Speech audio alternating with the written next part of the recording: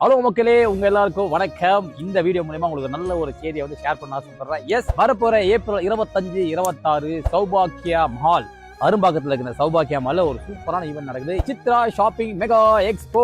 இந்த எக்ஸ்போல நிறைய பெண்கள் வந்து தன்னுடைய கைவினை பொருட்கள்ல இருந்து எல்லா பொருட்களும், வீட்டுக்கு தேவையான அனைத்து பொருட்களையும் எக்ஸ்போல டிஸ்பிளே பண்ண போறாங்க. இதுல இந்த எக்ஸ்போல என்ன ஸ்பெஷல்னா, எங்க அக்கா தாமரை அக்கா வந்து ஒரு அருமையான புடவை கடை போட போறாங்க.